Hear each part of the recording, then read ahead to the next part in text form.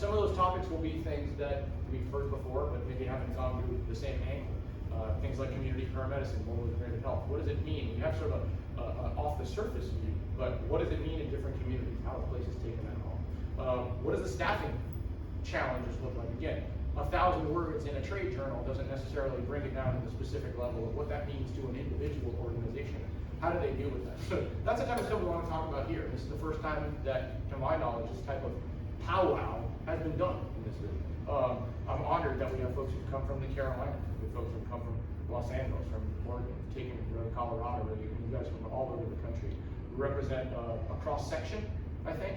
I think we want to talk about, as the day may go on, other aspects of diverse thought, diverse experience, diverse people that we want to bring into the fold as we do that. But I was thrilled when Danielle came up with this moniker of the G20 for mobile medicine, especially in light of some of the G summits that have been happening around the world right now. And I think that's a perfect summary of what I hope we'll take away from today. This is a brain trust.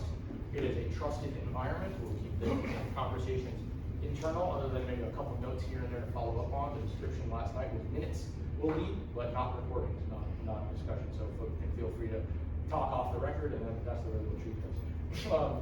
So before delving into my field, sort of start us off, which was going to be inspired by some of what you guys have said to me, I just wanted to, we're going to take some time to do some quick intros. I'm glad that you guys all got hydrated. We were a couple minutes late because I did get some presentations literally this morning. And you were not the only one. So I wanted to make sure that we've got, so they organized one person who's still on the way here from the airport. And a couple people you'll note on your agenda that you should all have. If you don't already have it, we can get your printed copy. I'll also send you an electronic copy. I want to highlight that all the names are blue and hyperlinked. So I'm going to send you guys all a digital copy. These all link to your LinkedIn profiles.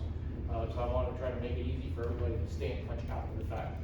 You've all heard from me that we wanted to, and to Travis, for example, you guys, I'll make sure that you guys are included with that as well. So feel free to meet each other, have a drink. This is meant to be quite a collegial conversation. And forget who came up with the idea a few minutes ago, but during the break, we will switch seats. So don't get too comfortable where you are, because we'll put you next to somebody else, and hopefully everybody has plenty of time to have a conversation. I am going to ask us to, in a minute, to go around and just say kind of a word, introduce yourselves to each other. But I really wanted to talk about kind of, again, sort of the opportunity that we have here, which is I hope that everybody goes home with stuff, right? Not only stuff, literally, take a bag at some point. There are a couple of them that have ribbons on them that are special for individuals. But in general, just grab one and hopefully that'll, like I said, a little token of appreciation for you guys being out here. And with that, I also wanted to thank the folks who helped make this possible for us today, besides my family. I will always make sure that I give people credit. If I don't, I will hear about it. So Farmstead at Long Meadow Ranch, one thing about doing this event here at some place like Farmstead is not just the fact that I love it, it's my favorite restaurant in the Bay Area, but they take fire and EMS very seriously up here. This region has been very affected, as some of you guys know personally well. So they really, and they actually went kind of above and beyond to try to make this comfortable for you guys. During the break, there's going to be some lawn games, a little bit of housekeeping before I forget. Restrooms are around the side. So if you head down this little corridor and to the right, feel free at any point, if I'm boring or anyone else is boring, feel free to walk outside, wander around the gardens, come back, let me know. Wi-Fi is open, so you should be on the Wi-Fi guest network. So some of you need to get to websites or interactive presentations, etc. Feel free to do that. You just plug in right here. So Farmstead along Meadow Ranch really did a wonderful job. Camus Vineyards, this was kind of a surprise that Ryan can't be here today for some stuff that's going on at his service down in South Carolina, Ryan Thorne. But for all of you who don't already know Ryan Thorne, absolutely everybody in here is working on it. He's a pretty incredible guy. Camus happens to be his favorite winery. So it was actually a little bit of an homage to him, but Camus happens to be their general counsel is a Napa County fire captain. So they were particularly interested in supporting this community, and hopefully as we go forward and do more of it, they'll be able to be involved in additional ways. And same thing with Bouchon. So if you haven't already been to the Bouchon Bakery, which is in Yountville, that way, about 15 minutes, certainly recommend doing it.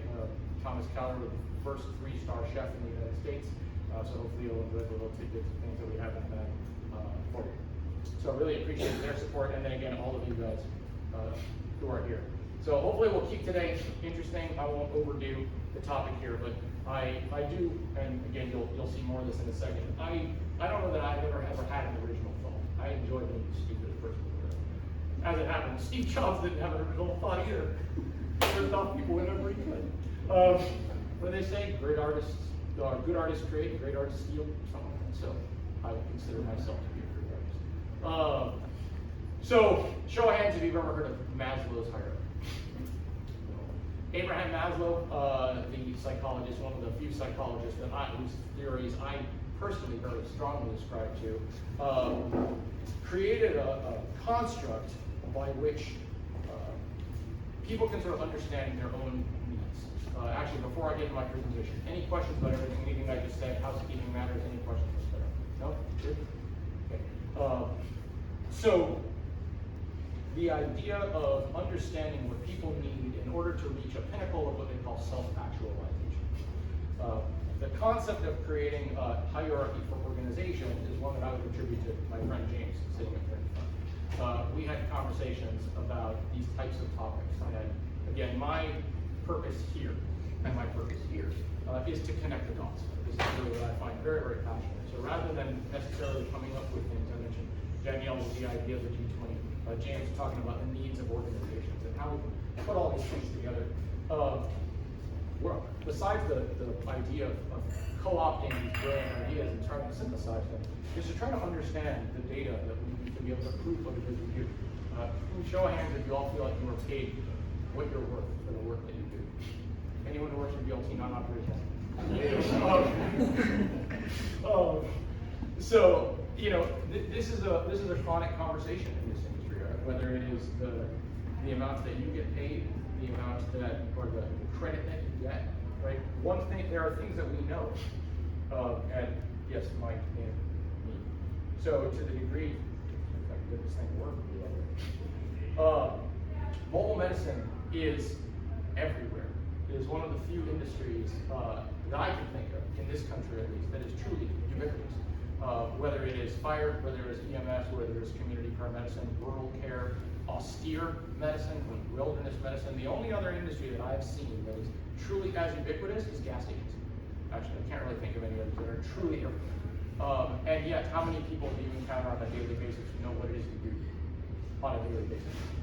How it's paid, how it's operated, the difference between an inter-facility transport, a 911 call, community paramedic. What is community paramedic? Lots of people are going to talk about it today, yet the world at large still has no idea what that is. And yet it's been around for a while. It is stubborn. It is essential. I don't think there's anything about, hopefully anything about this particular slide that anyone can disagree with.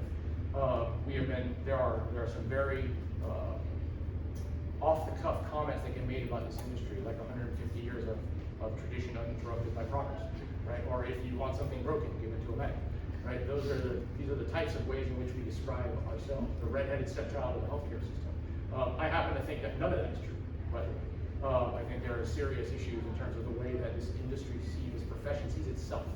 And so that's what got me really interested in this question of what it is that, how can we engage in these types of conversations conversation to talk about progress. And so I stole another line. Well, I'll get to the stealing of the line in a second. The other thing is that the portable line definition, right? So whether you are doing this ALS, BLS, in the home, out of the home, in the air, on the ground, we move around, right? How many folks in this room have worked in many places, some in many states? And so the idea of wondering what channel we have by which to share ideas. My friend Tim Nowak, right? Great. So, published a magazine that I was honored to write, of course, where I met Ryan, actually writing for EMS Director magazine. I think it served an extraordinary niche of allowing people to say, tell us what your ideas were, and let's put them out on paper and spread them as far and wide as we can. Because what mechanisms do we have in this profession for folks to share beyond themselves, right? Fire talks to fire, EMS talks to EMS, CP talks to CP, critical care certainly talks to critical care, right? There are air conferences that are only about air, but maybe they need to learn something from a ground service.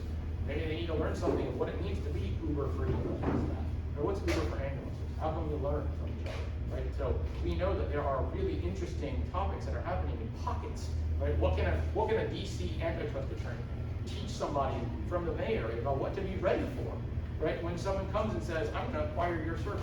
Well, you started this with one ambulance, maybe two ambulances. Maybe you started as a family business. What do you know about corporate mergers and acquisitions? Maybe if we did, we would end up having some different outcomes in this industry, and it would feel itself like it was evolving. So, I apologize, I'm having some.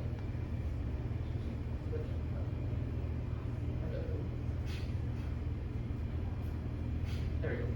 So I wanted us to ask each other the question. This is my hope and the theme that we take away from today. What do you know? Everyone in this room is an expert. My son thinks he's an expert at everything he says. But it's okay, he got it from. What do you already know?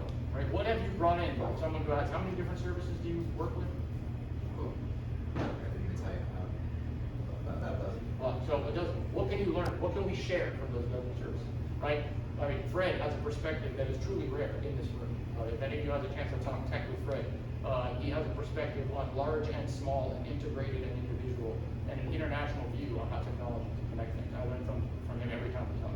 So this should be your takeaway from today. So what does someone else know that you may think you know, but actually that person knows something that you have never encountered before?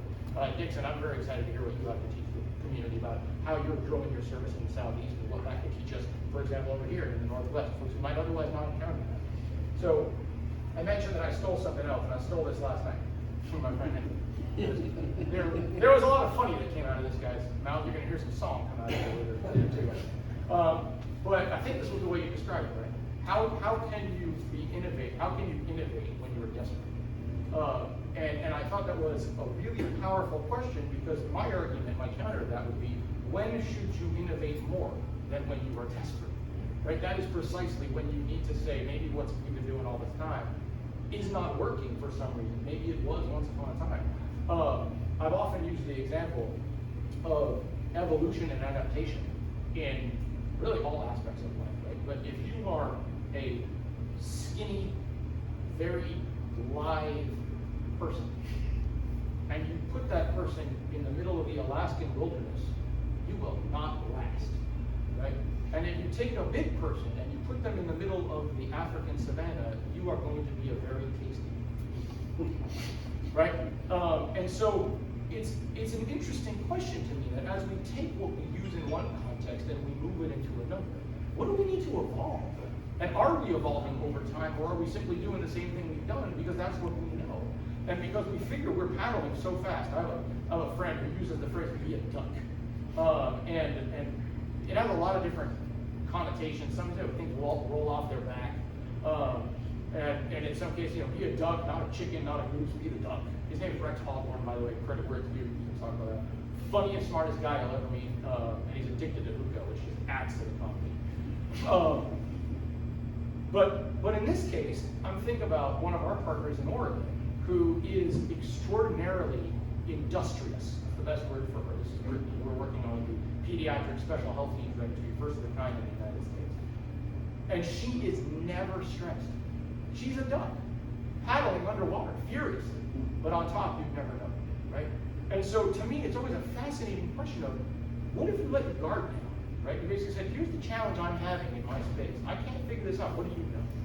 And if we could do that, what innovative things would we find that we have been so busy paddling that we haven't been looking outside ourselves to ask that question of what it is we need from somebody else. So back to Maslow.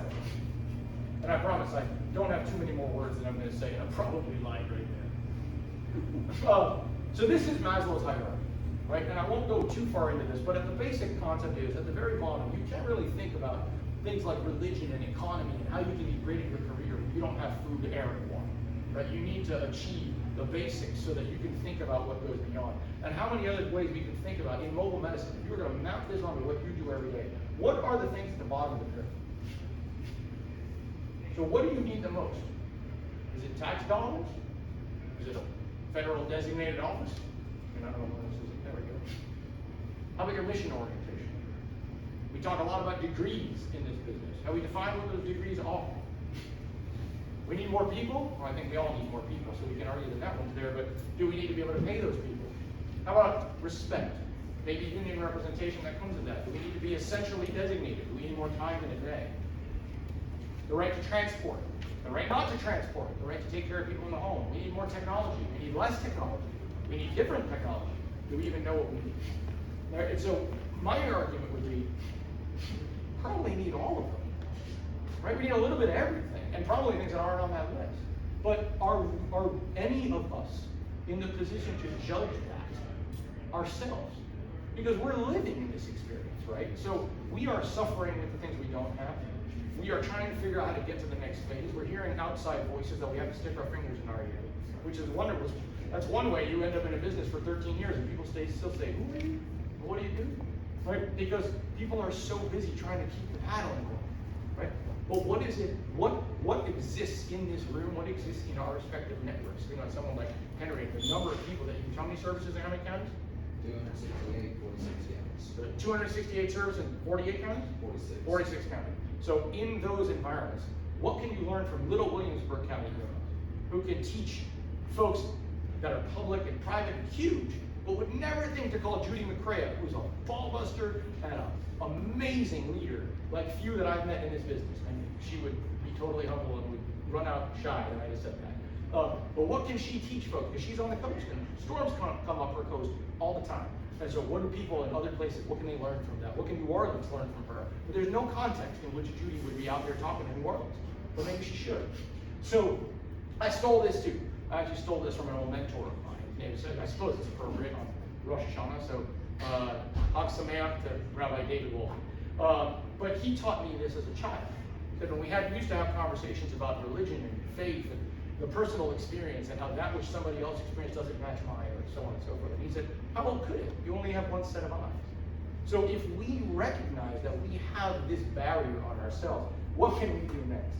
And so, again, I would argue that our job in this room is not to say, what do I need versus what don't I need, but what do I need right now? And then what can I put in queue and who can I meet that's going to help me get to that next level in my organization? Just as an aside, this is one thing, one poignant example that came to me from South Carolina, because I thought it was so telling. And it was around some funding that was available to this industry that I described as a gift to this industry over the last couple of months, really. And an organization that is desperately trying to figure out how to pay its bills for community medicine said to me, I don't have the time to think about this. I'm trying to keep our operation open. And I thought, how can you afford not to have that conversation if you're trying to keep your door open? Right? So the idea that, and the myth of Tantalus, if you're not familiar, is about it's a Greek fellow, or a Greek story, who was cursed with being up to his neck in water, with an apple hanging over his head. And anytime he got thirsty and would reach down or put his head down to get the water would go dry. And anytime he would reach up to get the apple when he was hungry, a gust of wind would blow it. A gust of wind would blow it out of him. And he was constantly tantalized, which of course is where we get the word here, right? He was tantalized by that which he thought he needed. And so I ask us to challenge ourselves and say, what are we reaching for that is constantly out of reach, instead of saying, what can I do to get there that I may not be able to do on my own? What can we afford not to do? Right? If the solution for having more time is needing money so that you can hire and have shifts and so on and so forth, but the solution for getting the money is to have the time. How do we break through that cycle? And that's what you're going to learn from each other today. And I've seen your presentation, so I know I can say it. And so just to sort of close out here, I would say that this industry is conflicted. I have described it as everything from a simple conflict to basically a self-deprecating problem. We have a bit of a complex about it. Right? We like to say things. On the one hand, we want to be essential. Right? That is a common thread that everybody here has heard. Well, why should mobile medicine be an essential service? What kind of mobile medicine should be an essential service? At the same time, we have arguments like, are we qualified? Because we don't have degrees, or degrees aren't required, or which degrees should be required. If a degree in art history, is that good enough? I would actually argue a degree in art history probably makes you pretty interesting. And so maybe you can connect with your patient better than you had a biology degree and know how to talk to mice. Right? But we haven't had that kind of conversation. By the way, it totally happened to me. I got diagnosed with twins. Another story entirely. So how do we know if we are, we talk about deserving this or that. Do we see that about ourselves? Right? Do we feel the worth that we want others to see in ourselves? Do we recognize how good we are? And do we project that? Or do we project that we are less than, but we are the redheaded stepchild of anything? Right? And so I would argue that there is nothing that this G20 of mobile medicine can't solve. And hopefully next year it'll be a G30, or the same G20, and some of you will come back and some other people will come in. So it's not just the same people talking to each other. We have plenty of conferences in this industry where it's the same people presenting every time. Right? I hope that we hear nothing today that we have heard someplace else. But I also wanted to make sure that I was self-referential in this question, because to a lot of people in this room, I am the common thread. Right? That's come up a couple of times. Right? Everybody here knows me one way or another. Did you all know each other? And if you didn't all know each other, I think more people that know me know Tim. So really, he's the guy who's everybody here. And by the second most would be Steve. But realistically speaking, we shouldn't all be funneling through a couple people, right? So I put out an announcement about this event into places like social media where there are tens of thousands of people in this community see it every day. What do we need to do to attract more people, different people, folks who don't know any of us personally, right? Folks who are coming from far afield, folks who are coming from out of the country. Some of it might be scheduling, right? Some of it may be cost. Recognize it. But I also think we need to ask ourselves, are our networks too small? Are our networks inherently biased? Right? Again, we know that this industry has a recruitment problem. There are a variety, there's a lot of diversity in this room, but there's a lot of diversity not in this room. You all can look around and know exactly what I mean, right? Do we have diversity of thought? Do we have diversity of language, opinion, race, gender, religion? I will tell you one personal case study, this will be the last thing I say here, is once upon a time, we were asked to modify some software to include, for community paramedicine, to include religion, race, and gender. Folks wanted to be able to assign a person. You guys remember when we had that, right? And we were asked by an agency to be able to select providers based on their religion, their race, or their gender. And my initial inclination was, not a chance on the planet. Right? That is, all I'm asking for is a lawsuit for discrimination or some kind of bias accusation or whatever it is. And the agency that asked us to do that said, you don't understand. If you look a certain way, or you don't speak a certain language, or you go in on a certain day of the week, you show up to somebody's house on a Friday, and you're not allowed to be there on a Friday because they're having a Sabbath, or a Saturday, or a Sunday, or if they're not allowed to be alone with a man in the room, and you show up as a two-man team, you are not getting in that door. And this industry is about relationships, right? Relationships with each other, relationship with the patient, relationship with the community. And so in the interest of making sure we are building that relationship, are we questioning ourselves to ask whether we have enough granular understanding of what the community is going to need, the patient is going to need? If you don't speak Tagalog, and they only speak Tagalog, or Farsi, or Swahili, and you don't have anybody on your team who speaks those languages, how are you going to ask them how they're doing today? Especially when it's not a 911 call, right? And we're starting to build those relationships. So I think we need to look at ourselves and ask, are we doing enough, whether it's an unconference, whether it's a patient encounter, whether it's political engagement in the community, are we going enough outside of our own bubble? And we have the leaders of the data systems for the country sitting in the table right here. Right? So this is a real conversation, right? Are we getting granular enough without drowning the practitioners in data, right? Because we can't ask people to do more when they don't have enough time and they're already running risk, right? But we have to ask ourselves, are we asking the right questions? Are we getting to the question of, can we provide the service we think we can if we haven't gotten enough outside of ourselves? And so that's really my last point, right? Can we take away actions to our communities that will allow us to not only have this be a G20 of mobile medicine, thoughtfully, but actfully as well? What can we take home from each other?